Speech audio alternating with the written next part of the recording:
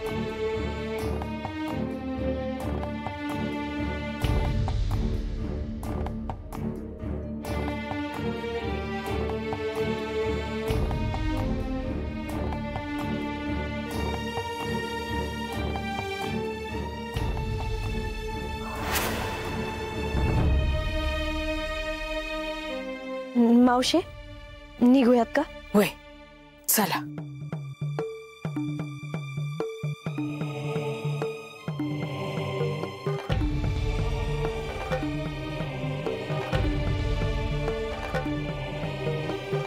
तू केव्हा आलीस? आत्ताच. आख्यान सुरू होण्यापूर्वी बानूने तिच्यासाठी मानाचे स्थान मागितले,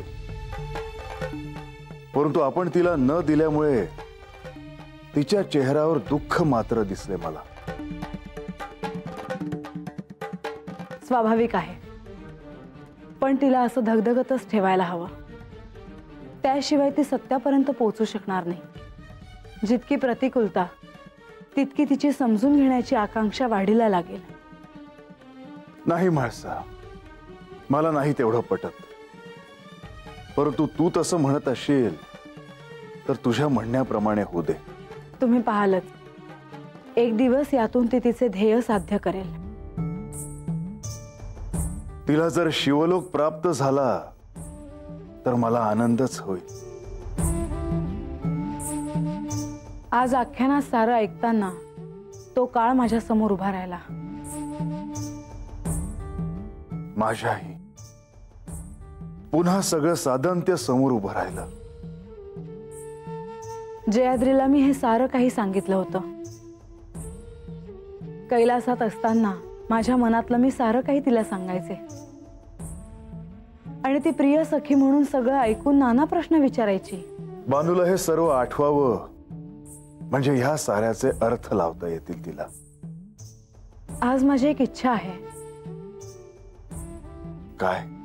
आज आपण सहभोजन घेऊयात, तेही राजवाड्याबाहेर. खूप दिवस झाले चांदण्या रात्री आपण बसलो नाही. आज मला कैलासाची आठवण होते आहे. तसं असेल तर आपण बोलत बसू. मलाही आवडेल. आणि आपण आपल्यासह माधवा आणि लक्ष्मीदेवी ह्यांना देखील आमंत्रण देऊया. असं करूयात, आपण स्वतः जाऊन त्यांना सांगूयात. चल.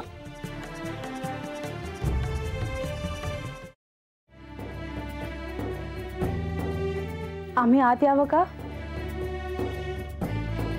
आपण दोघं या ना, आत या.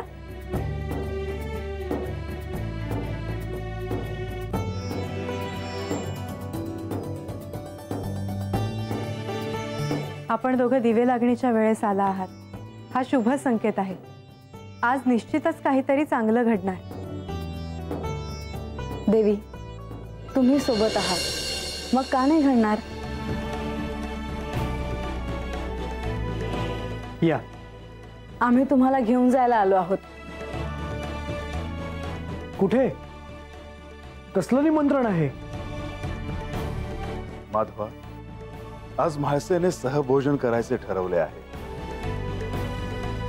तेव्हा आज ह्या चांदण्या रात्री आपण निवांत बोलत बसावे अशी कल्पना आहे. उत्तम कल्पना आहे. यापेक्षा निवांत क्षण तरी कधी मिळणार? हो, मग राजवाड्याबाहेर आसन व्यवस्था करूयात. मी व्यवस्था करायला सांगतो. तसे ते होईलच. आता आपण आमचे प्रधानजी नाही आहात, तर आपण आमचे वासुदेव आहात. देवा, परंतु मी येणार नाही या सहभोजनाला.